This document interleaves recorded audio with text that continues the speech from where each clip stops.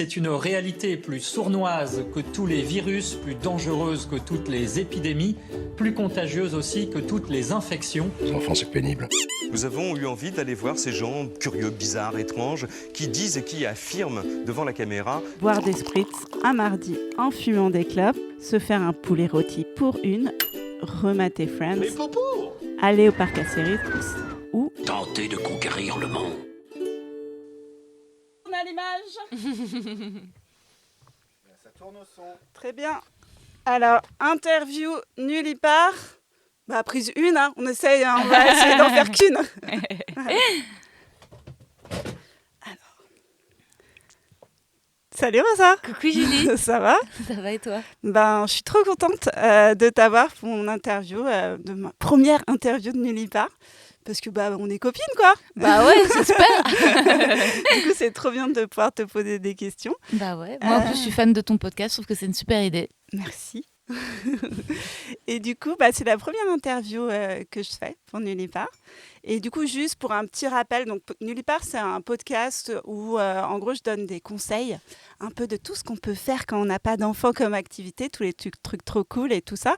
Juste un petit rappel, pour moi, Nullipare, c'est les gens qui n'ont pas d'enfants. C'est soit les gens qui n'en veulent pas, soit les gens qui n'en ont pas encore, soit les gens qui n'ont pas pu en avoir, parce que c'est aussi, ça existe, soit un peu des trois, hein, ce qui existe aussi, ce qui est un peu mon cas. Donc voilà, et du coup, je vais interviewer un peu à chaque fois des personnes qui ont un peu des avis différents sur les enfants. Ça, on va couper, je sens, parce que voilà. Mais non, pourquoi? on verra. Peut-être, il faut que je sois un petit peu à découvert. Il faut que je... Pas seulement à la banque. Moi, j'aime tes tremblements, tes frissons. Voilà, du coup, on va commencer. Et voilà, ça va être un peu une discussion entre nous. Trop cool. Voilà. Oui, la première question. Comment tu te voyais adulte quand tu étais enfant? Quel adulte tu voyais? Bonne question.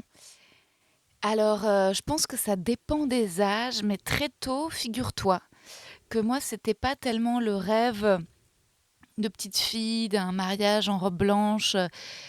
Moi, très tôt, c'était la question de la carrière, en fait. Ah ouais? Ouais. En fait, alors, avec un truc princesse, parce que je rêvais de devenir actrice, mais c'était ça qui était fort, en fait. J'avais un rêve, c'était de pouvoir être Kate Winslet dans Titanic, mais d'être un peu l'actrice, quoi, tu vois, d'être... Mais la star, du coup, un peu. Ouais, je rêvais d'être une star de cinéma. Je rêvais d'être une star de cinéma. J'avais pas une projection objective, tu vois, j'avais pas une stratégie, mais mon rêve, c'était pas le rêve d'une petite famille ou d'un mariage en robe blanche. Enfin, vraiment, le rêve, c'était d'être une star de cinéma. D'accord. Et est-ce que tu crois que tu te sentais différente des autres enfants? Tu sentais que les autres enfants, là, elles parlaient beaucoup de vouloir un mari, des enfants et tout ça, et toi, tu voulais autre chose, et puis tu as l'impression que c'est tes parents qui t'ont inculqué un peu cette envie, ou d'où c'est venu cette envie un peu? Ou tu n'as peut-être pas la réponse, hein, ou tu as peut-être des sentiments vis-à-vis de ça. Mais... En fait, déjà, je pense qu'il y avait un décalage qui était que dès l'école primaire, les petites filles, elles avaient déjà souvent des petits amoureux. En tout cas, je me souviens d'une Flore et d'une Juliette qui avaient des amoureux, Mathias. Moi, je me souviens d'être un peu en dehors parce que j'étais boubou, la sociable, et que je regardais les autres jouer, tu vois. Donc, j'étais un peu en observation, un peu en dehors de la vie. Ça me fait un peu penser à Nullipare parce que je trouve que c'est souvent l'attitude qu'on a finalement aussi parfois quand on ne fait pas partie de ce monde qui paraît être le monde des gens en famille avec leurs enfants. On se sent souvent observateur. Et c'était un peu la position que j'avais petite fille, quoi. De me dire, pas sûre de réussir à appartenir à ce qui paraît être... déjà... la norme. Et même, tu vois, ado, il y avait quand même les populaires. Et ensuite, je pense que clairement, mes parents étant hyper à gauche, ma mère féministe, ils s'étaient mariés à la synagogue parce que c'était important pour ma mère, mais ils m'ont tout de suite dit on ne croit pas en Dieu, on a choisi ce rabbin parce qu'il était content de marier des juifs qui ne croient pas en Dieu. Ma mère a fait exprès de se marier en tailleur orange, d'avoir une couleur peps parce qu'elle refusait le blanc de la pureté. Donc tu vois, il n'y avait pas du tout... Tu étais déjà baignée dans cette idée-là de pas forcément se confondre. Parce que moi, c'est marrant, je pense que j'ai eu un peu la même enfance que toi, dans le fantasme et tout. Mais moi, justement, comme j'étais un peu à côté, je crois que j'avais quand même très fort Un rêve. ce fantasme de... Moi, je me rappelle que je regardais les magazines La Redoute Ah ouais, avec les familles et tout ça. d'accord. Et je me disais plus tard, je serais ça. Donc moi, alors que pareil que toi, moi j'ai des parents un peu Ouais. gauchistes et tout, mais peut-être que Par contradiction? ouais, ou justement j'avais une enfance un peu voilà où je me sentais un peu pas à l'aise et tout ça, et je me projetais dans ça, parents divorcés. Ouais. Et du coup, je me projetais dans cette famille, ouais, je crois que c'était pas forcément mon envie en profonde, je pense finalement, je pense maintenant, avec du recul, mais par contre, mon fantasme, c'était la famille, voilà, À comme 4, le noyau. dans les catalogues Ikea, Ah La ouais, Redoute, je tout vois. ça. Ouais. Ouais, alors que moi, enfant, mes parents étaient ensemble, et donc ça me paraissait acquis, qu'il y avait un noyau, qu'il y avait une fusion familiale. Et résultat, la contradiction, moi, c'était plutôt vis-à-vis de ma mère, qui était ex du MLF, etc., et qui voulait pas m'acheter de Barbie. Et moi, au contraire, je voulais des Barbies, je voulais des bijoux. Mais c'était pas dans l'idée d'une famille ou d'une potentielle épouse ou maman, c'était d'une princesse. Je Oui, voulais donc être une une femme princesse. forte en fait, Ouais, forte mais féminine, tu vois. indépendante. Oui, Ouais. je voulais. J'avais détesté que ma mère, sans me prévenir, me force. Elle m'avait fait la coupe à la garçonne. Ouais. Elle m'avait coupé les cheveux très courts, et pour moi, c'était une. Alors que moi, je voulais avoir la même coupe que mon frère. Je mettais toujours les cheveux courts. Et c'est tout. ouf. Ah ouais, tu vas. Non, il y Ouais. avait ce truc princesse, mais qui brille, paillettes, tous les diamants, les trucs. Il y avait vraiment. Mais pour moi, ouais. Pas dans D'accord. l'idée de. Ouais. Après. Je me suis rendu compte quand mes parents ont divorcé, tu vois, quand j'ai eu la vingtaine, que j'étais très attachée, en fait, mine de rien, à ce cadre qui me paraissait hyper solide et qui était un rempart quand même contre le monde, et qu'en fait, j'avais une relation fusionnelle avec mes parents. D'accord. Et donc, ça a été dur de voir. Pour toi, c'était presque l'évidence, quoi. Ouais, c'était l'évidence. Et du coup, tu voulais autre chose, alors que moi, c'était l'inverse. Ouais. Ouais. Ok, très bien. Est-ce que tu as grandi avec autour de toi des modèles de personnes qui n'avaient pas d'enfants? Plutôt des femmes d'ailleurs, parce que les mecs, il y en avait peut-être, mais est-ce que tu en avais des femmes qui n'avaient pas d'enfants dans ta famille, dans tes proches, de tes parents? Moi, j'ai toujours été fascinée par les gays. Et je sais que ma mère, mes parents avaient un couple d'amis gays. Et je me souviens, il y avait Des mecs? Ouais, un couple de Ouais. mecs. Lui était réalisateur de documentaires et l'autre musicien dans un super groupe. Et je fantasmais un peu sur eux parce que je les trouvais plus cool, plus chic quand même que, tu vois, les couples hétéros traditionnels. Et après, oui, en grandissant... non, en fait, ma mère avait des couples d'amies lesbiennes, mais qui avaient eu des enfants, ou de premier mariage, ou D'accord, par ouais. d'autres solutions. Donc, c'était les couples gays mecs qui n'en avaient pas quand j'ai...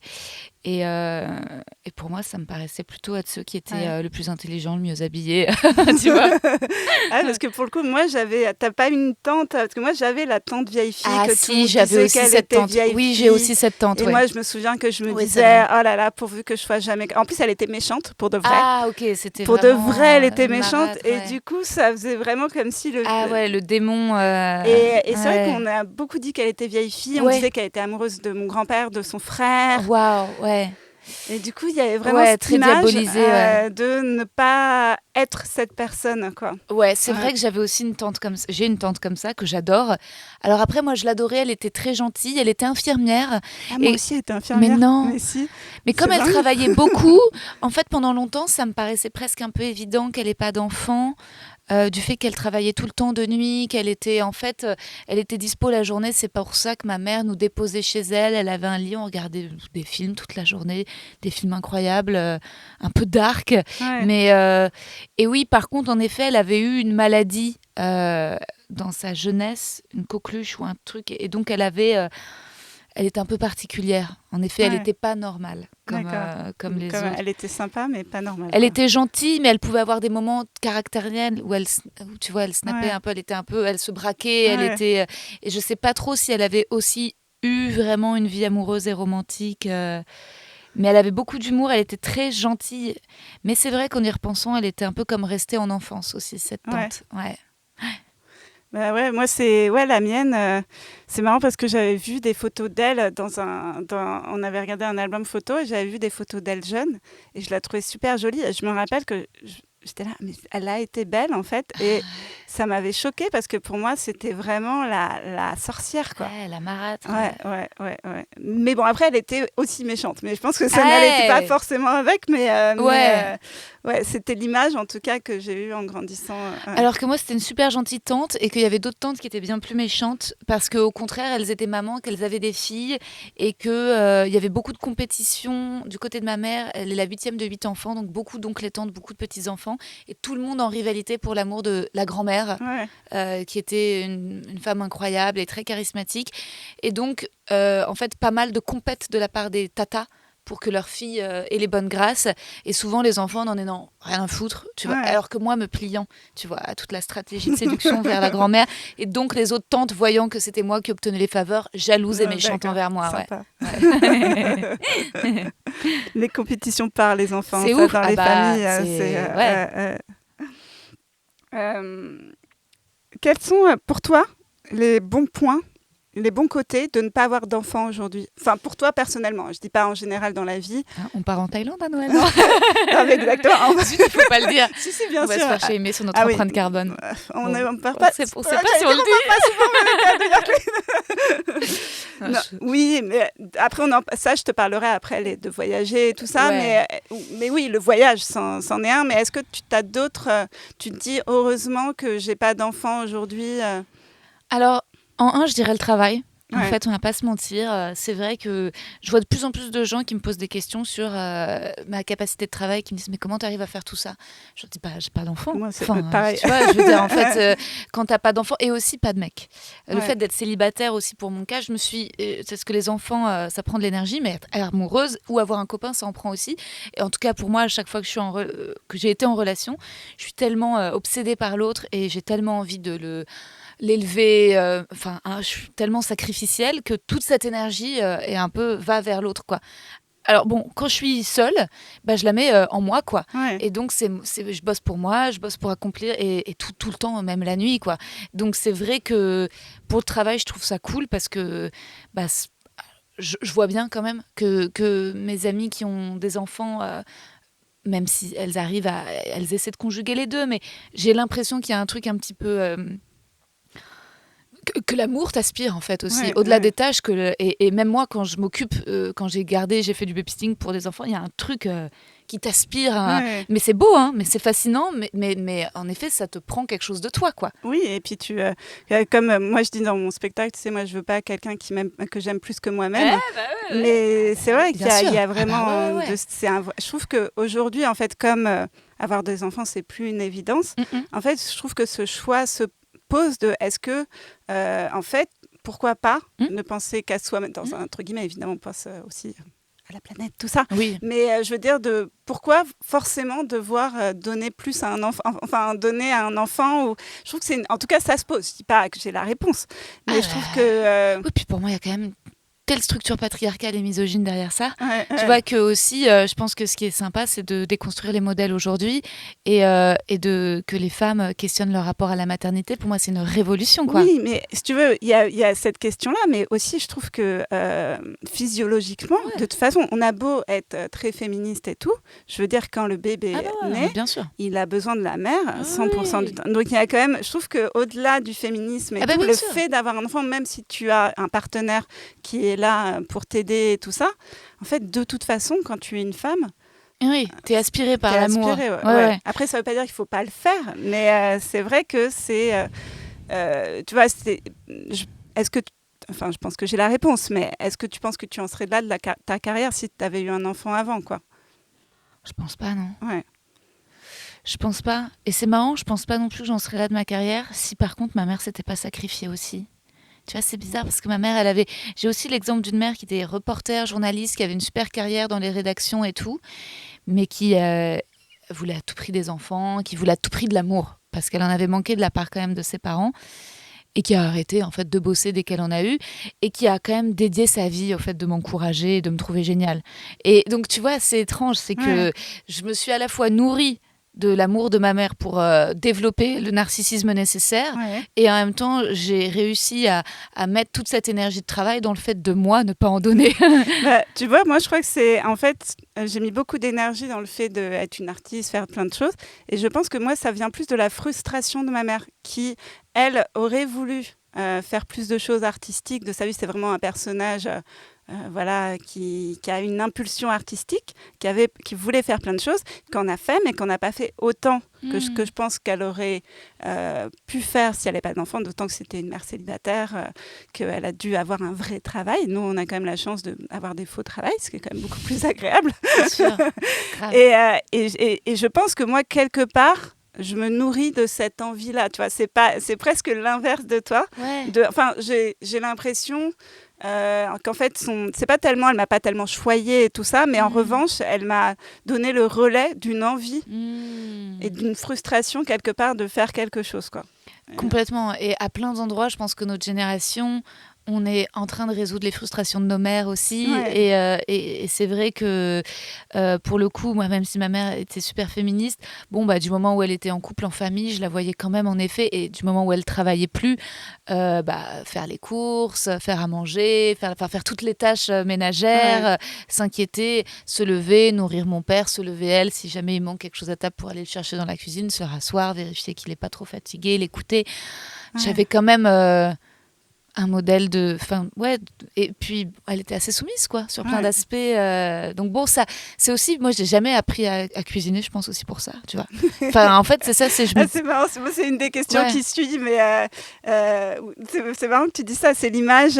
parce que bon, je vais la poser maintenant, parce que tu sais, j'en ai parlé dans un des podcasts que j'ai fait avant, mais moi, on me pose toujours cette question, on me demande, est-ce que tu te fais à manger ? Et moi, je sais que comme j'adore faire à manger, moi, c'est vraiment ma passion, c'est une passion en soi, si tu veux, de faire... Et moi, je suis capable de me faire des festins pour moi toute seule. Et c'est juste parce que aussi le plaisir de faire à manger, et ma mère, qui était quelqu'un d'assez libéré et tout ça, faisait très bien la cuisine. Et pour le coup, c'était pas une mère au foyer du tout, ma mère, tu vois, elle était plutôt... c'est pas une mère indigne, je dis ça pour elle. Moi, je l'appelle ma mère absolument fabuleuse, tu vois. Mais oui, très haute en couleur. Voilà.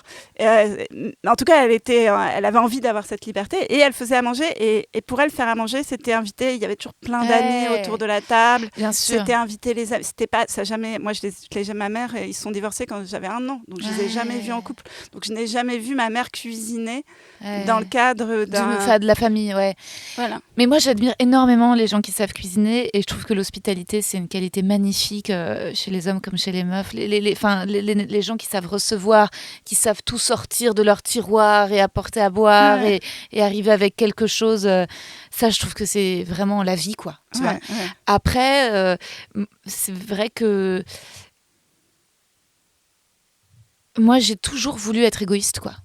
Tu vois, en fait, j'ai choisi pour moi d'être... Mais tu pourrais te faire à manger pour toi toute seule. Alors ça, c'est autre chose. Mais en effet, je cuisine très mal. Donc, je cuisine très mal. Donc, pour moi, je me fais pas des festins parce que je sais pas m'en faire. Et ensuite, j'adore bouffer, mais j'adore aller au resto. Et ma générosité, je le mets en faisant des cadeaux ou en payant des bons restos ou en achetant des produits traiteurs. Mais je sais pas cuisiner. J'ai pas la patience. J'adore... Et c'est vrai qu'il y a un côté macho en moi qui est que quand je vois une femme très bien cuisiner, je trouve ça séduisant. Enfin, tu vois, c'est un truc, c'est Tu sais que mais moi, j'étais parce que comme je fais... Ma grand-mère m'a beaucoup appris à faire à cuisiner et tout, donc je savais cuisiner depuis que j'étais tout petite. Et les gens me disaient, tu es bonne à marier, bonne à marier. Et je me le disais moi-même. Et même, je me rappelle, quand j'étais toute jeune, je me disais, mais je comprends pas pourquoi je trouve pas de mec alors que je sais si bien faire à manger. C'est dingue, hein. Mais oui, c'est les constructions. Oui, bonne à marier. Je me souviens, j'avais 11 ou 12 ans, on était partis en Égypte avec mes parents et tu sais, au Caire, il y avait des mecs qui disaient on achète ta fille, ils disaient le nombre de chameaux, tu sais, que vaut un enfant. Et mon père, ça l'avait fait hurler de rire, il était là, 100 chameaux, 200 chameaux, il nous montrait, ma soeur et moi, combien de chameaux je vais te vendre, etc. Alors ça nous faisait rire, tu vois. Mais bon, quand même, c'est vénère, quoi. Tu te dis, waouh. Mais oui, non. Et tu vois, cette fabuleuse grand-mère que j'avais, elle cuisinait très, très mal. C'est marrant, donc c'est l'image que tu as eue. J'avais l'image de... Les femmes libérées ne cuisinent mal. Elle, c'était vraiment une grosse bourgeoise, pas du tout libérée. Mais en fait, j'aimais bien le fait qu'en fait, elle avait une grosse fortune qui avait disparu. C'est des longues histoires, mais... Et donc, elle faisait toujours ce steak haché trop cuit avec ses haricots verts dégueux. Et elle achetait par contre des crèmes au chocolat 0%, puis des éclairs au chocolat.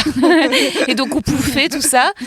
Et elle se tenait tellement belle, tellement droite. Elle était si belle. Et je crois que je trouvais ça hyper romantique, tu vois. Ouais. Ce C'est vrai côté- qu'on ne voit pas une femme fatale faire à manger. Eh ouais, T'as bah pas ouais. l'image de Ouais, la c'est femme vrai. fatale qui tout d'un Ouais. coup... Jeanne te fait Moreau, un on la voit pas cassoulet, trop. Ouais, c'est marrant. Ouais. C'est pas... Alors que moi, je crois que ça a été aussi un truc de mon évolution de me dire, je vais pas... Parce que je me suis aussi beaucoup dit, ah, c'est dommage, j'ai vachement bien faire les gâteaux, Ouais. je devrais avoir des enfants, ils seraient contents. Ah. Tu vois, et ça a été part de mon évolution de me Ouais. dire qu'en fait, je pouvais soit faire à manger pour mes amis. Et effectivement, moi, j'ai vu ma mère faire ça. Et c'est un truc que j'adore faire, de recevoir. Je trouve que justement, quand tu n'as pas d'enfant, il y a un truc un peu... Ouais. Voilà, tu peux te coucher quand tu veux. Tu peux... Enfin, bon. Mais c'est des Ouais. injonctions en fait. Ouais. Je pense qu'il y a vraiment une injonction de la femme nourricière. Ouais. Bah, c'est pas pour rien qu'on allaite, tu vois. Ouais, ouais. Et que moi aussi, je l'ai pu le ressentir quand j'ai vu ma meilleure amie avoir un bébé et elle cuisine très bien. Et quand je la voyais préparer des petits gâteaux, je me disais, oh, si moi j'ai un enfant, je ne saurais pas le nourrir comme elle. Je ne saurais pas, Ouais. tu vois. Je sais pas me servir Tu te d'un vois four. pas comme... Bah non, j'achèterais des trucs. Et en fait, c'est OK. Mais c'est vrai que Ouais. c'est encore un... C'est un autre style de mère, quoi. Ouais. Tu peux, parce que tu vois, ma mère, bon, elle était, pour le coup, elle savait bien faire à manger, mais pour le coup, Ouais. c'était pas une mère maternelle dans le sens, c'était pas une mère très maternelle en fait. OK. Mais en vrai, elle m'a apporté beaucoup de choses. Hmm. Et je pense que voilà, elle m'a pas apporté la sécurité comme toi. Ça, je pense que moi, je pense que mon énergie C'est le vient risque. d'ailleurs. Ouais. Mais je trouve qu'elle m'a apporté la vision d'une envie de liberté. Et ça, c'est très... Et aujourd'hui, tu vois, elle est très heureuse que j'ai pas d'enfant. Enfin, Ça, c'est elle me génial. l'a déjà dit plusieurs fois. Ah Tu sens ouais. qu'elle est... Bah oui, parce que je pense que oui, elle est heureuse pour moi. Parce que Waouh. je pense qu'elle nous aime, Ouais. tu vois, mais que en Elle fait, veut que vous ayez vos vies, quoi. si elle avait vécu à mon époque, je sais pas si elle aurait eu des enfants, par exemple. Ça, je sais pas, je veux pas parler pour elle, tu vois. Bien sûr, mais c'est sûr qu'il y a plein de femmes qui se sont un peu forcées à avoir des enfants alors que c'était pas leur désir. Bah ouais, parce que c'était tellement une injonction Ah que... bah, il n'y avait pas le choix, quoi. Enfin, tu n'étais pas une femme, tu n'étais ouais, pas complète, ouais, tu étais ouais. un être incomplet, quoi. Ouais. Ouais. Mais du coup, après, maintenant, je trouve qu'il y a aussi un truc à redéfinir de ce que c'est d'être une femme. C'est clair. Et c'est compliqué, quoi.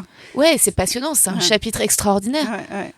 Mais ça fait de nous des êtres névrosés, même en amour, tu vois. Qu'est-ce que c'est d'aimer parce que qu'est-ce que c'est d'aimer par exemple, qu'est-ce que c'est de construire avec un mec. Alors toi, je sais pas si tu veux pas des enfants, mais moi, je veux pas. Je pense que maintenant, j'aurai pas d'enfants et tout ça. Et je me dis, ok, du coup, il faut que je redéfinisse. Qu'est-ce que c'est une relation avec... moi, je suis hétéro, donc avec un mec, tu vois. Qu'est-ce que c'est une relation avec un mec en sachant qu'on n'aura pas d'enfants. Tu vois, c'est quand même... l'amour est redéfini parce que t'as plus de... L'évolution n'est pas la même. Et après, c'est beau, à la fois. Moi, je trouve ça super beau. Je me nourris de bouquins féministes qui me... Donc, c'est beau, c'est de la liberté. Mais en même temps, c'est la liberté à un certain prix. Qui est, on doit réfléchir, on doit se poser des questions, on n'a plus le chemin tracé, voilà, c'est un certain prix, quoi. Mais c'est toujours un prix, mine de rien, de sortir de la norme. Et tu te disais, oui, on fait des faux métiers, on a de la chance, on est privilégié. Mais moi, pendant longtemps, le désir d'être comédienne... j'en ai aussi souffert dans le regard des gens. Tu sais, un peu comme quand tu dis, comme quand tu t'exclus de la société des gens qui ont des enfants en disant je n'en veux pas ou je n'en aurais pas. Ouais. Tu peux sentir parfois un jugement ou des a priori. J'ai l'impression en tout cas moi j'ai été aussi rodée à cet exercice de la différence depuis longtemps en disant je veux être artiste, je veux être comédienne, avec le préjugé des gens de bizarre, ce métier de pute, ce métier si narcissique où en fait il faut être très belle et très mince. Au fond, il y a ça, tu vois. Ouais. Donc, en fait, je me suis armée contre le racisme des gens envers les actrices, envers le théâtre. Plein de gens que tu sais où tu leur dis ton métier, ils disent je me fais chier le théâtre, j'aime pas ça. En fait, à la fois, c'est super, on a des métiers qui nous passionnent. À la fois, tu peux aussi vachement... Les gens te disent des choses qu'ils ne te diraient jamais si tu étais informaticienne. Les gens te diraient, moi, parfois, j'ai mis court à une discussion samedi dernier à la fin de mon spectacle. Bon, pardon, on dérive un petit peu. Vas-y. Mais parce que parfois, donc, je vends mon livre à la fin de mon spectacle, où je dédicace, puis les gens sont là, et c'est ton activité principale? Et je dis, oh non, bah là, j'ai pas envie de répondre à cette question. Enfin... Mais tu sais que moi, on me le pose souvent en tant que scénariste. En fait, ça fait un peu... donc, moi je suis scénariste pour la télé, donc je gagne ma vie, je gagne même bien ma vie avec ça. Et Ça en se fait des fait, putains de vacances. putain de vacances. Et les gens pensent toujours que c'est un faux métier. Quoi. Et il y a vraiment des gens qui, tu vois, souvent c'est sur Tinder ou ces trucs-là, les mecs, et moi ça à chaque fois je leur parle plus après, c'est genre, C'est mais ça doit être dur quand même de vivre. Et t'es là. Non, je gagne Ça, certainement le double de toi. Exactement. Ouais. Mais genre la plupart du temps, je suis là, Ouais. mais c'est mon métier en fait. Et c'est vrai qu'il y a il y a un truc à. C'est vrai de faire le choix de ces métiers-là, c'est aussi un certain choix. C'est déjà un choix de différence. Donc après le step, avoir des enfants, par exemple, c'est autre chose, mais ça nous prépare. on est sur le chemin. Ouais, on est sur le chemin. Ouais, D'une ouais. certaine manière, c'est presque plus facile, je pense, Ouais. pour nous quand même. Tu vois. Oui, tout à fait, parce qu'on nous voit comme des saltimbanques. Ouais, de toute façon, c'est vrai. Ouais, C'est sûr. Et moi, pour le moment, je veux des enfants.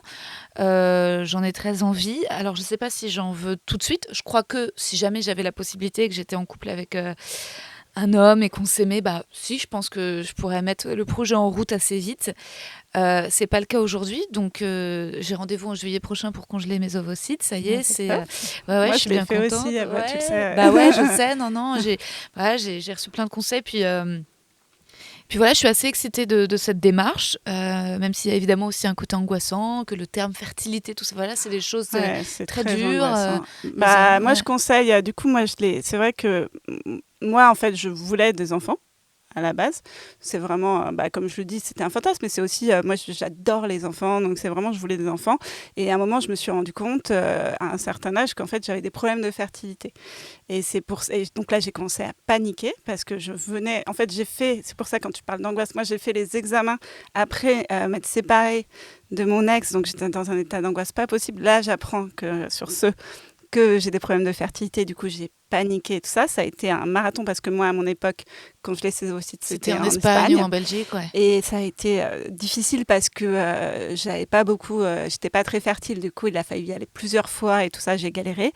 Mais n'empêche qu'aujourd'hui, la décision, qui est une décision en fait qui m'a aidée à prendre la vie, je peux pas dire que je l'ai fait toute seule, parce que j'aurais rencontré le bon mec au bon âge, tu vois. On sait pas. Voilà.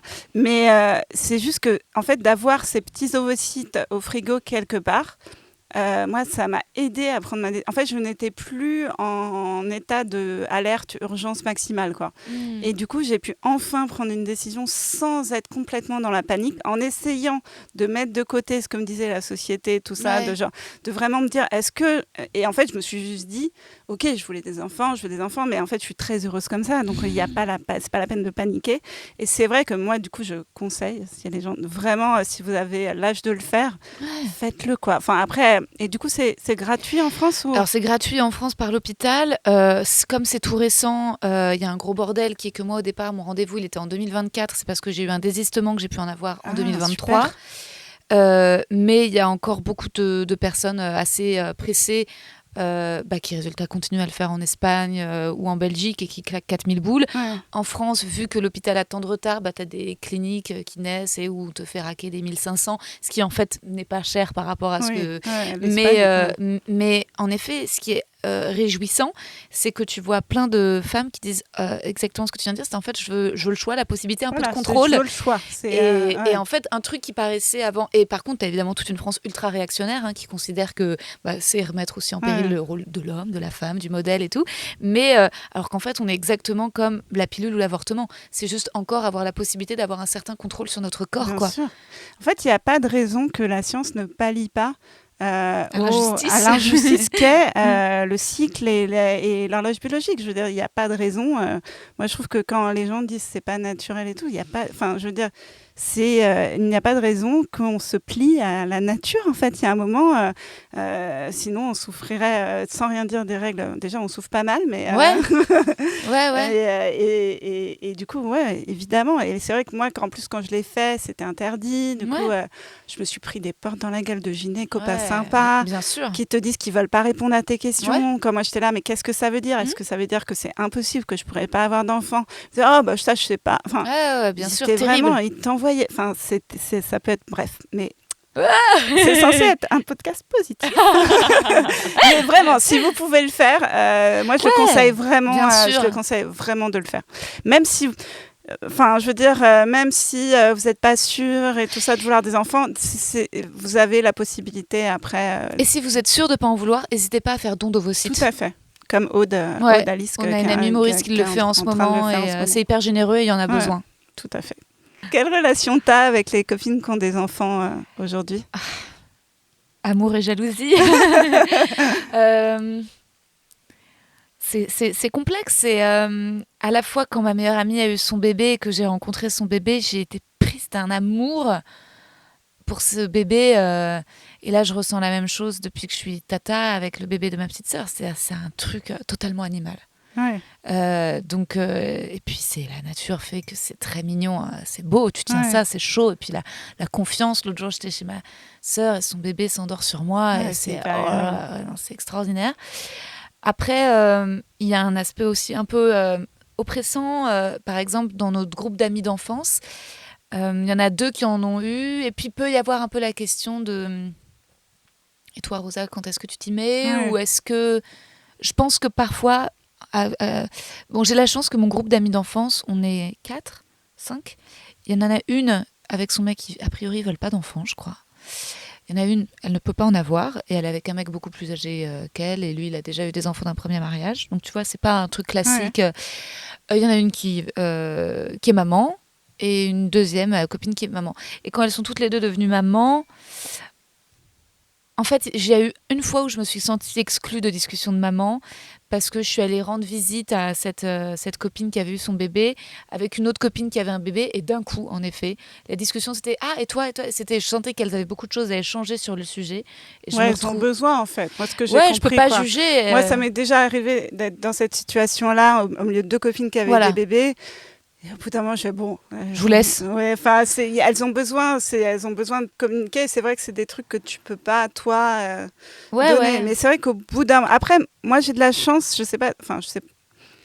Ma génération de copines, mes copines, j'en ai quand même pas mal qui n'ont pas... Non, pas mal, pas la majorité, mais on va dire presque la moitié, je dirais, qui n'ont pas d'enfants, quoi. Ouais. Et du coup, c'est vrai que ça m'aide aussi à évoluer, à avoir pris ma décision de me dire que je ne ferai pas d'enfants et tout ça. C'est que j'ai des modèles, en fait, parmi mes amis et que je me dis qu'en plus, elles sont là, tu vois, avec moi. Et que, bien sûr. En plus, en ce moment, il y a de plus en plus de jeunes filles plus jeunes que moi qui veulent pas d'enfants, plutôt pour des raisons écologiques. Mais donc, je trouve qu'avoir des modèles, ça aide. Après, moi, en fait, je trouve qu'il y a 2 temps. Il y a le temps où elles sont vachement sur leurs enfants, tu vois, quand elles sont bébés et tout ça. Et après, comme tu dis, tu profites du bébé. Enfin, il y a un truc quand même très mignon.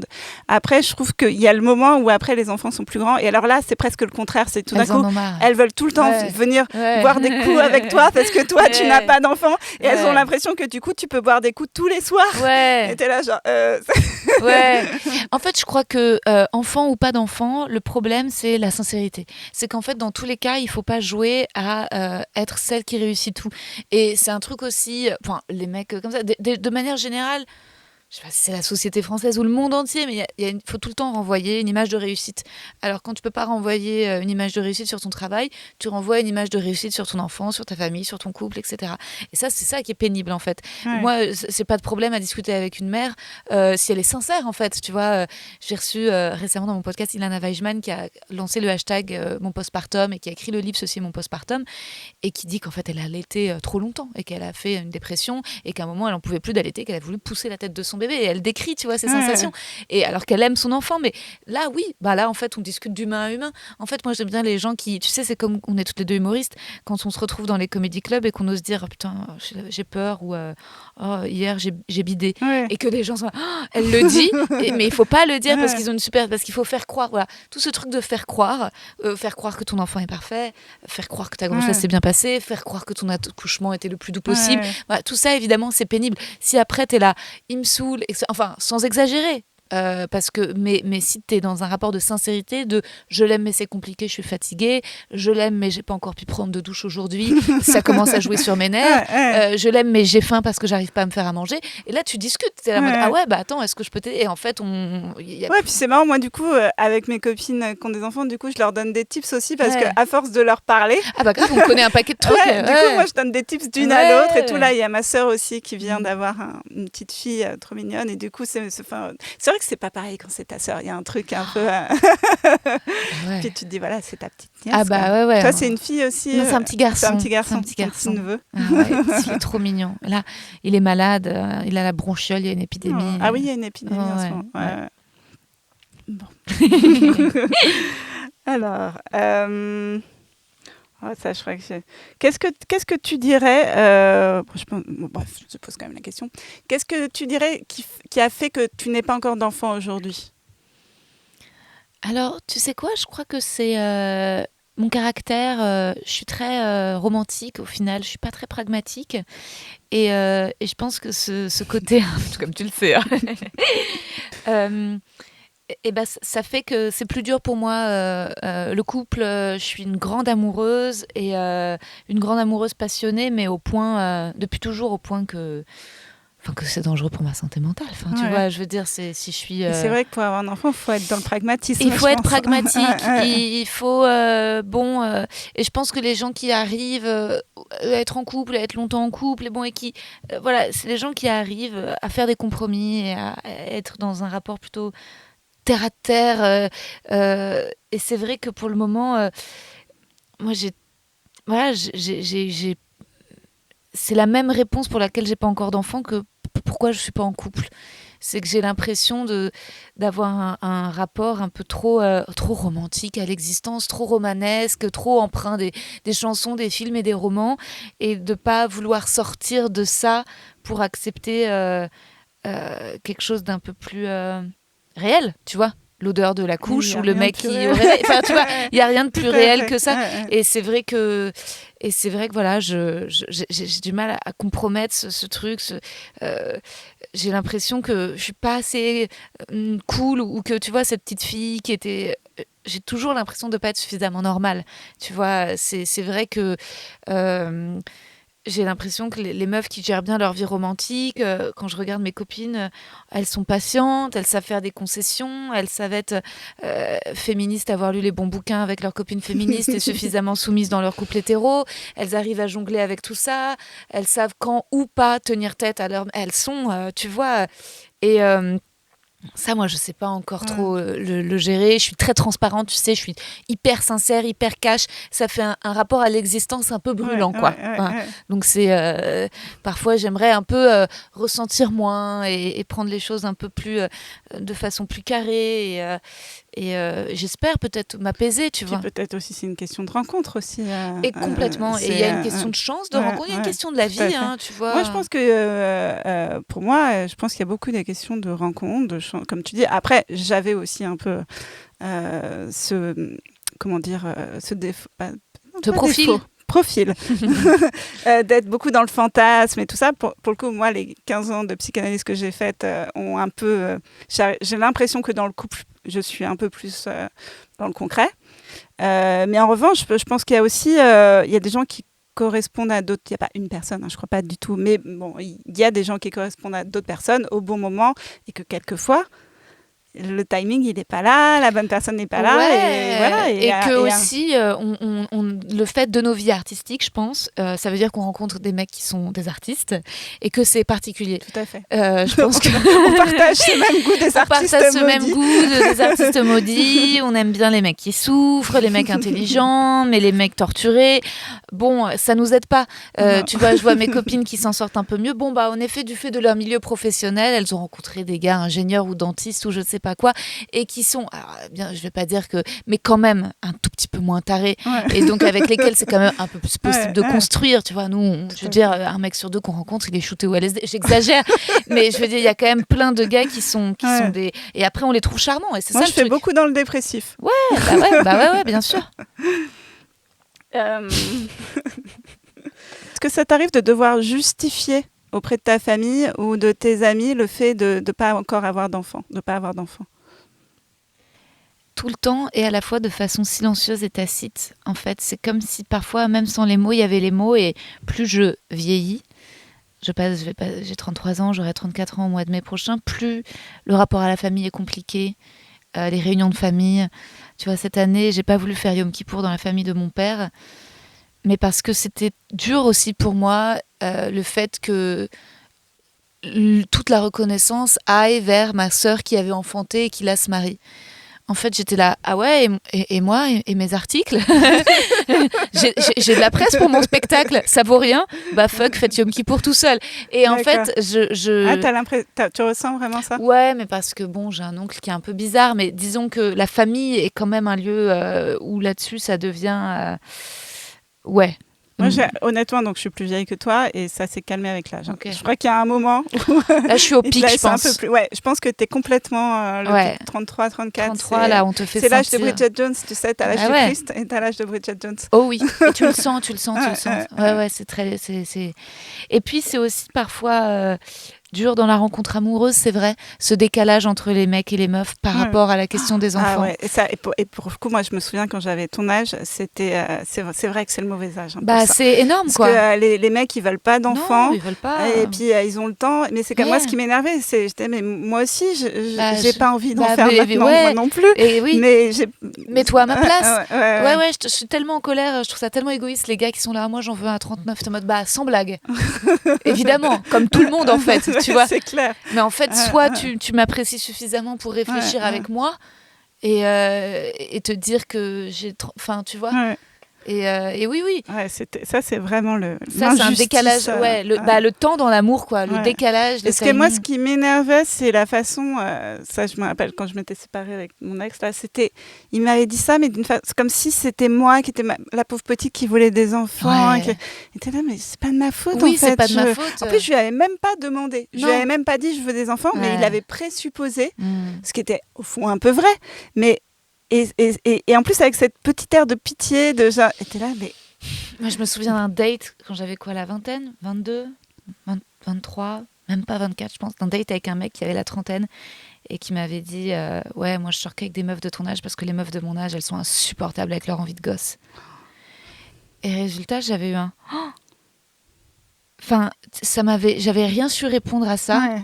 et ça avait créé une angoisse de. Bah ouais. Il faudra le cacher Ouais, en c'est grandissant ça, faut pour le pas. cacher. faudra- Moi, je me souviens, je disais, mais non, je veux pas d'enfant. Enfin, il y Voilà. avait un espèce de truc comme ça, alors qu'au fond, j'en voulais. Ouais. Mais juste, il faut surtout pas le montrer. Et comme si cette question devait être camouflée dans la séduction, tu vois. Ouais, tout à Alors fait. que pour moi, ça en fait. Enfin, moi, je trouve ça sexy, un mec qui dit Puis enfin, dire vouloir des enfants ne veut pas forcément vouloir des enfants là tout de suite Exactement. au premier rendez-vous. Exactement. Tu vois, c'est- Ouais. Ouais. Mais ils ont tellement peur de ça. Bon.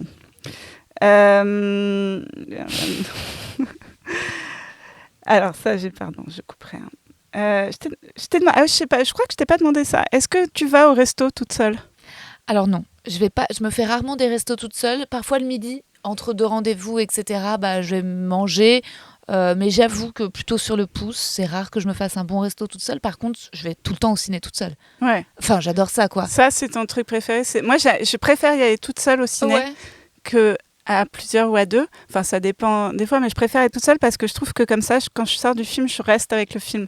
Et il y a personne qui me dit alors comment t'as trouvé. Et quelquefois, tu sais aussi, tu vas voir un film que t'aimes bien. Ouais. Et la personne à côté, tu sens qu'elle aime pas, elle bouge et Ah tout ça. ouais. Et moi, Moi, j'ai une copine avec qui j'aime bien y aller, Pauline. Mais moi, il faut savoir que je peux être très caractérielle dans un cinéma. Tu le sais. On est allés ensemble. Il faut que je sois assise là, à tel endroit, etc., bien placée et tout. Et je pense que toi, t'es plus polie que moi. Et on est allés, on peut raconter l'anecdote, on est allés au ciné ensemble aux États-Unis, à oui, New York. ouais. Et en fait, c'était les sièges étaient notés. Oui. Et toi, tu voulais qu'on aille à nos sièges. Et moi, je te mode, je les trouve pourris, nos sièges. Je veux qu'on aille dans ces sièges. Et ça a foutu une sale ambiance parce que je t'ai forcé, en fait, hein, clairement. Je me rappelle, j'étais hyper mal à l'aise. Et t'étais hyper mal, t'étais beaucoup plus ricaine que moi. Tu voulais vraiment être dans les sièges qui En nous plus, avaient moi, été en désignés. général, je suis contre les lois et tout, mais je sais qu'aux États-Unis, genre, Ah t'achètes ouais. ta place, quoi. C'est, Ah ouais, y a ouais. pas... Et résultat, évidemment, il y a des gens qui sont arrivés sur les sièges qu'on avait pris. Donc tu m'as dit, bah alors Rosa, on va au siège. Je dis non, on trouve d'autres sièges. Donc je nous ai infligé d'autres sièges qui n'étaient quand même toujours pas les nôtres, mais que je trouvais quand même mieux que les Et le nôtres. film était nul. Le en film plus. était C'était nul. quoi? C'était Matrix? Le film était nul. C'était pas Après, par Matrix? contre, là où on était Ouais. raccord, c'était qu'on s'était pris les pop-corn, les Ah ouais, boissons, les trucs. Ça, on était sur la même longueur d'onde en termes de bouffe et de consommation. Mais le film était naze. Ouais, le film était trop naze. C'était Matrix. Ouais, et résultat, on n'en avait pas trop. À la sortie, on était juste d'accord sur le fait que c'était naze. Donc, Mais après, non. Après, j'aime bien avec des copines, des copains aller au ciné. J'ai un copain qui j'aimais beaucoup aller au ciné, mais figure-toi que la dernière fois qu'on y est allé, j'étais dans une phase. Ma petite sœur était enceinte et je lui ai dit au cas où, je voudrais savoir si jamais j'en ai besoin, est-ce que tu me donnerais ton sperme? c'est vrai, au Ouais. cinéma, ça t'a...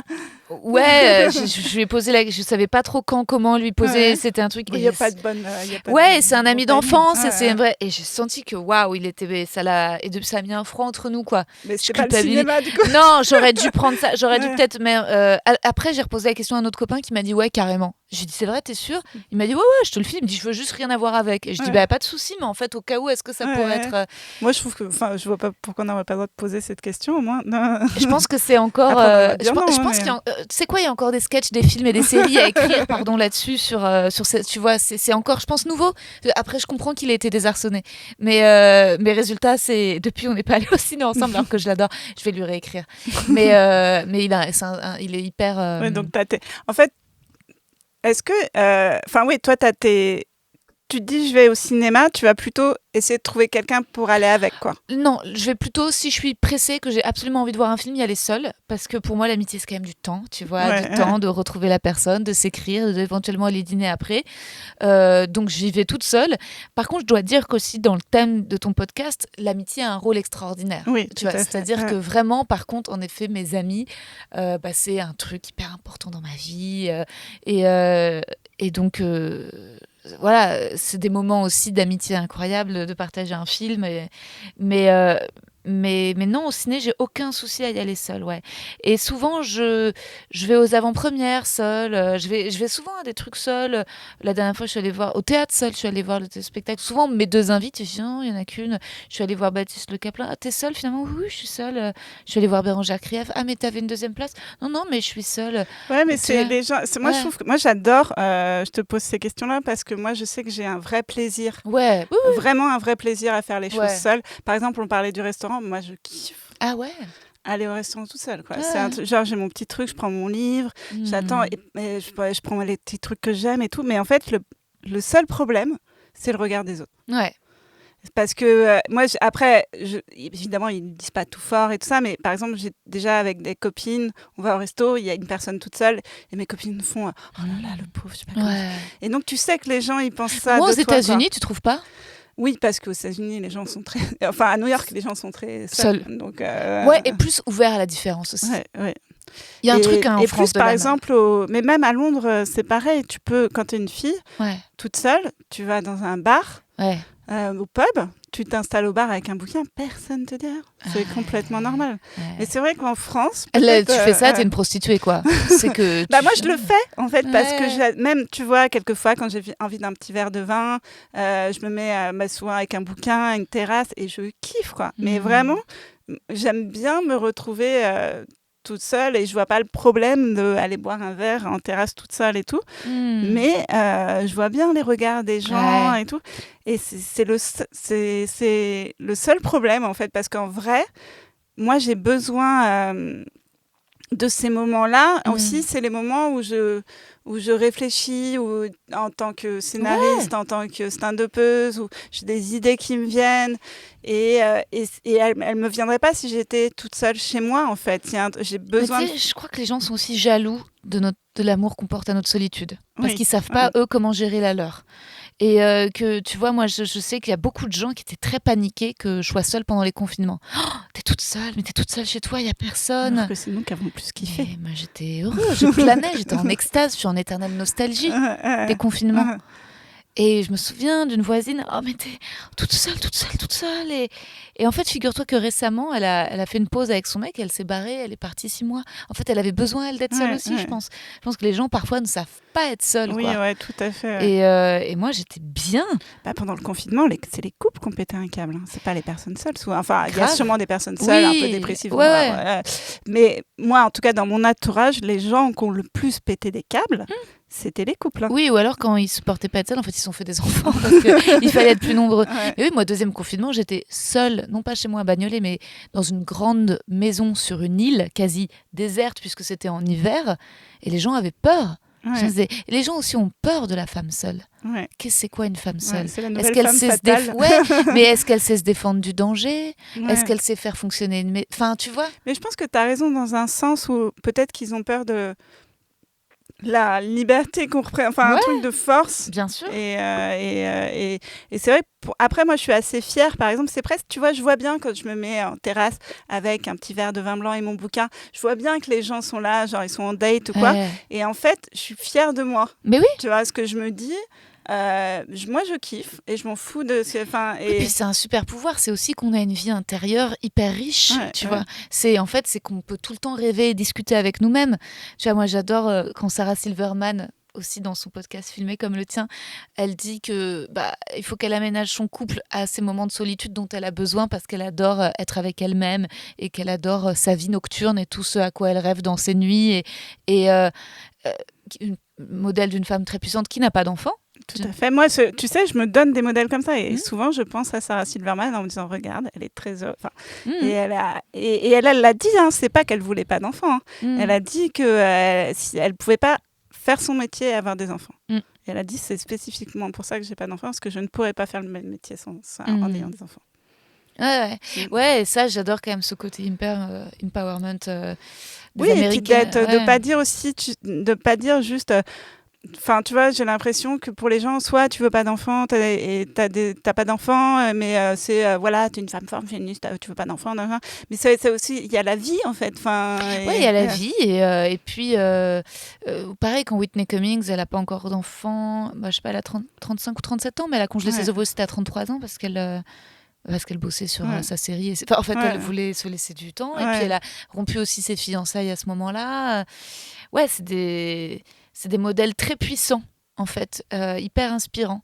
Après, il y a aussi celui de Blanche Gardin, qui, je trouve, est courageuse dans son discours aussi autour de la maternité. C'est hyper sincère, c'est très torturé. Ouais. Mais il y a aussi quelque chose là où elle a été... En tout cas, il y en a plusieurs. Ouais. Enfin, Et il n'y a des pas femmes, une seule raison de ne pas vouloir d'enfants. En fait. Non. Enfin, ou de pas avoir d'enfants d'ailleurs. Pas seulement. Ouais, c'est sûr. Mais ouais, ça pousse Mais moi, aussi mon la société vers discours, le haut. c'est pour ça que je veux faire ce podcast. C'est pas tellement est-ce qu'on doit avoir des enfants ou pas, parce que ça, c'est vraiment le choix de tout le monde. Et moi, perso, j'adore les enfants et tout. Mais c'est plus, ok, quand on n'en a pas, qu'est-ce qu'on fait? Parce que c'est vrai que moi, j'ai souvent eu des discussions avec des copines, souvent des copines qui étaient plutôt en général en couple et qui tout d'un coup se retrouvaient toutes seules et étaient paniquées à l'idée de se retrouver toute seule chez elle. En fait, elle ne savait même pas concrètement quoi faire. Et c'est cette panique d'être seule, tu vois, d'assumer le fait d'être seule, de ne pas avoir d'enfants et tout ça que j'aimerais adresser. Ouais, surtout qu'en fait, il y a plein d'avantages et qu'aussi, en fait, déjà, c'est beau la différence de sortir du schéma ultra normé de la famille traditionnelle et après que dès que t'en sors évidemment tu subis les stigmates de ouh là pourquoi tu te conformes pas et en même temps t'as plein de privilèges. C'est moi ce que j'adore, tu sais, alors Caroline Fourest, c'est une personnalité assez clivante, elle peut avoir des discours, on peut ne pas être d'accord, mais son témoignage dans Coming Out, le podcast sur les coming out, en fait on lui pose la question des difficultés de faire son coming out lesbienne, de la vie de lesbienne. Et puis moi, elle dit ouais non mais attendez, c'est génial aussi d'être lesbienne. Ouais. Elle dit il faut arrêter d'être dans le pathos. Ouais, en fait elle dit moi mais c'est des affinités immédiates et incroyables. Quand tu rencontres une femme, tout de suite tu partages des vécus qui sont tellement sensibles et similaires et t'as tout de suite alors toi quand est-ce que tu l'as dit et t'imagines ça crée une familiarité et une plein de raisons de s'aimer hyper belle. Tu te dis bah ouais moi je suis jalouse de ça. J'ai pas pas ça quand je rencontre un mec. Enfin, tu Ouais. vois, entre hétéros, il y a des trucs où, alors oui, je suis dans la norme, mais parfois j'ai l'impression qu'il y a un Ouais, fossé. Bah, c'est de prendre, c'est ça, c'est en fait la vie te donne des choses, il y a aussi des choix, il y a aussi le hasard, il y a aussi et qu'est-ce que tu fais de tout ça en fait et de pas forcément justement être dans le pathos. Non, et de voir tous Ouais. les trucs tellement cool. Ouais, tous les bons côtés. Et du coup, en parlant de bons côtés, je voulais te parler avec toi des voyages parce que je sais qu'on a voyagé, on est allés toutes les deux à New York. C'était trop On a bien. un plan pour Noël. Ouais. Et est-ce que tu voyages toute seule, toi? Est-ce que Alors, figure-toi que oui, j'avais programmé un vrai premier voyage seul après un chagrin d'amour et je voulais partir en Israël où j'étais allée qu'une seule fois avec mes parents et donc je voulais aller à Tel Aviv. Alors après, il s'est trouvé qu'à Tel Aviv, les gens ne savent pas être seuls. Donc à peine j'ai oui. débarqué là-bas, je me suis fait harceler par tout le monde. Ah ouais, c'est insupportable. Alors là-bas, c'est l'injonction à la famille, mais comme tout va vite, ils font l'armée, ils font des gamins, ils se marient, puis ils divorcent, ils prennent de la drogue, ils se remarient, ils se séparent et machin. Donc bon, mais en tout cas, tu peux jamais être seul, quoi. Il y a ce truc vraiment... du coup, tu as essayé d'être seule et t'étais J'ai pas essayé, seule. j'ai dit non. Alors après, parfois, c'était très sympa, Ouais. machin, à Shabbat, tu veux passer, est-ce que tu vas... Et puis, t'as beaucoup d'expats, de gens qui ont fait leur alia, puis qui, en fait, se retrouvent pas du tout dans la société israélienne. Donc, dès qu'ils voient une Française, ils se jettent sur toi pour chercher un peu de civilisation face à ces brutes. Et oui, les Israéliens sont des brutes. mais j'ai eu des vrais moments de balade, toute seule. Et j'ai adoré. Parce que moi, je sais que j'ai besoin, je te pose cette question, parce que moi, j'ai besoin de partir au moins, on va dire, une fois par an, Ouais. en voyage toute seule. Je trouve que c'est à ce moment-là. Sinon, je suis tout le temps dans la course et tout ça. Et en fait, d'être vraiment toute seule ailleurs que chez moi, dans un pays et tout, déjà, je kiffe, mais genre, c'est un kiff absolu. Et je trouve que c'est là où mon cerveau se reset, en fait. Bien sûr. Et que j'ai besoin de ce moment-là. Et aussi, après, le côté... Maintenant, il y a le problème écologique, mais ce que je veux dire, c'est que ne pas avoir d'enfant, déjà, économiquement, tu as plus de sous. C'est-à-dire que j'ai quand même plus de sous que quelqu'un qui ferait le même métier qui aurait des enfants. Et puis, je peux partir quand je veux, à l'autre bout du monde, quoi. Et pour moi, ça compte vraiment dans la balance, en fait. Il y a un côté où, après, évidemment, tu peux faire des voyages quand tu as des enfants, mais c'est pas la même chose, quoi. Ouais, et parfois, la solitude peut aussi me peser. Hein. Quand tu es en voyage ou Ouais, cet été à Los Angeles, j'ai eu des moments de solitude heureux et des moments un peu plus mélancoliques. Moi, j'ai des moments mélancoliques, mais je trouve que ça fait partie du processus. Mais ça fait partie du processus, c'est joli aussi. Et puis, après, il y a un truc que j'aime aussi, c'est respecter les moments de solitude en amitié. Nous, tu vois, on a plutôt bien géré ça, je trouve, quand on sait qu'on a besoin de mettre de faire de nos siestes de notre côté, nos voyages, de 2 jours, de respecter. Là, on se retrouve à tel moment, mais là, on se voit pas. Là, on lit, là, on est sur l'ordi, là, on fait ça. D'être respectueuse du temps de l'autre seul. Ça, je trouve que c'est par contre les voyages que je peux pas faire, c'est avec des amis qui ont besoin de papoter du matin au soir, de faire du small talk. Ça, moi, je suis pas. On se parle pas, ou si on se parle, on se raconte des histoires de nos vies, tu vois. Tout à fait. Mais par contre, il faut des moments où savoir se taire à deux, ne pas. Donc ça, j'aime bien. Être seule à deux, quoi. Ouais, c'est ce que j'arrive bien à pratiquer avec ma mère, qui est en fait une grande solitaire, qui adore être toute seule. Donc en fait, quand on part en vacances ensemble, on a des journées où on fait des visites et tout, puis ensuite quand on rentre, elle elle fait ses mots croisés pendant 2 heures toute seule sur son truc avec ses mots croisés du monde. Elle baigne dans le bonheur et où elle est sur Twitter, elle fait ses trucs et on se parle pas et on est dans nos machins et c'est beau, quoi. C'est ça, tout à fait, tu vois. Mais c'est ouais, tout à fait. Mais alors je sais pas si les gens parce que moi j'ai déjà eu le cas comme ça d'une amie qui parlait trop et tout, et c'était une amie qui était beaucoup toute seule en fait. Ah ouais. Mais en fait, c'est comme si du coup, elle savait pas. Moi, en revanche, j'ai eu des frères et sœurs et tout. Bah, toi, tu as une sœur, moi, j'ai eu des frères et sœurs. Donc, je sais agir en communauté. Mais bon, après, ça, c'est... Ouais, c'est pas facile. Mais c'est pas facile parce que aussi, moi, il y a plein de trucs. T'as vu, je sais pas du tout faire du shopping. Donc, je me fais vite chier. Alors, je peux t'attendre avec un bouquin pendant que toi, tu fais du shopping. Moi, mais je sais très bien faire toi, tu sais bien faire du shopping. Moi, Et c'est vrai que parfois... les gens sont plus sociables que moi, c'est-à-dire qu'il y a ma petite sœur, elle a des copines, elle sait bien avoir des copines. Moi, je suis un peu... à la base, j'ai besoin d'amis avec lesquels je puisse parler de travail. j'ai besoin de passion commune, tu vois. J'ai besoin qu'on puisse parler de stand-up, d'humour, qu'on se dise ok. Je trouve ça génial qu'ensemble on ait pu aller dans des comédie clubs et se dire tiens c'est bizarre cette blague, en quoi D'analyser les blagues. Ouais, d'analyser et je trouve ça génial de pouvoir partager ça. J'ai du mal à voir des filles qui se mettent en terrasse et puis qui papotent et qui en plus moi au final j'aime pas trop bitcher, je me sens sale, tu sais, à parler des... Juste un petit peu. Un tout petit peu, se plaindre des gens qui nous font du mal. Oui, tout à fait. Ça, c'est nécessaire. Ou alors se méfier ou se dire, est-ce que ça, c'est normal? Demander à l'autre son avis sur des red flags, sur des mecs ou des meufs ou des relations de travail. Je trouve qu'entre meufs, moi, je vois avec ma meilleure amie ou d'autres amies, quand on a des conversations, en vrai, 80% du temps, avec ma meilleure amie qui est scénariste, on parle scénario, voilà, c'est ça. On parle de trucs hyper sérieux, en fait. Genre, les mecs, c'est 5% du temps. Enfin, c'est vraiment... Enfin, c'est peut-être plus. Allez, plus peut-être. 15. Mais en vrai, je trouve que quand tu parlais d'amitié, c'est vrai qu'il y a c'est vrai que c'est beau l'amitié après. Bah ouais, et moi l'amitié c'est vraiment, tu vois, dans le fait de... Je trouve qu'il y a plein de choses, on parle souvent de voilà tous les critères pour un couple qui marche, un mariage qui marche, mais en fait on se rend pas compte qu'il y a plein de choses qui sont strictement identiques dans l'amitié, tu vois, de rapport de se ressembler et la complémentarité, tu vois, nous tous les points communs et en même temps les points de grande différence, tu vois. De respecter les différences de l'autre. Oui, tu vois. D'être à l'écoute. Voilà, que... d'entendre les peurs et les machins et d'évoluer, de parler, de discuter féminisme et comment nous finalement là-dessus et ça c'est vrai que j'aime bien amour et c'est vrai qu'à un moment tu as discuté des mecs, tu tournes un peu court et puis parfois en fait c'est presque les discussions que j'aime les moins parce que je trouve que c'est dangereux de parler mecs entre copines parce que chacune projette l'état de sa vie romantique actuelle.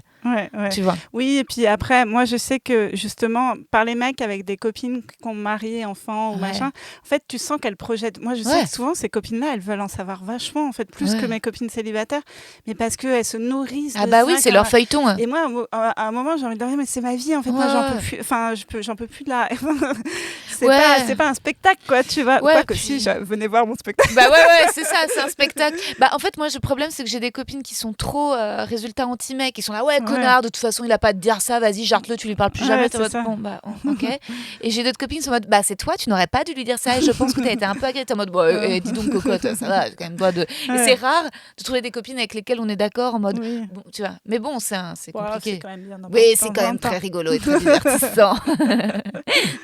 Alors juste du coup une dernière petite question. Oui, c'est bon pour la dernière petite question. C'est une question un peu bateau, mais je me suis dit que c'était pour finir le podcast, c'était pas mal. Qu'est-ce que tu dirais à toi enfant si tu te croisais aujourd'hui?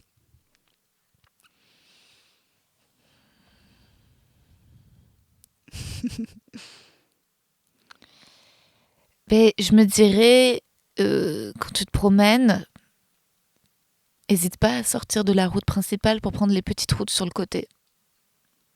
Très joli. Très bon conseil. Merci Rosa. Merci Julie. Du coup, toi, tu as ton spectacle. C'est tous les vendredis et samedis. Jusqu'à fin décembre à la Nouvelle Scène. Voilà. Et pour ceux qui ne le savent pas, tu as aussi un podcast qui s'appelle Les mecs que je veux ken. Et une émission télé. Oui, en ce moment sur Teva qui s'appelle Orgasmique. Ok. Et moi, j'ai mon spectacle tous les vendredis, 21h30, à la Petite Loge. Voilà. Allez le voir, c'est génial. Merci. Merci beaucoup, c'était trop cool. Ouais, c'était trop cool. Et à plus tard tout le monde. Salut. Bisous.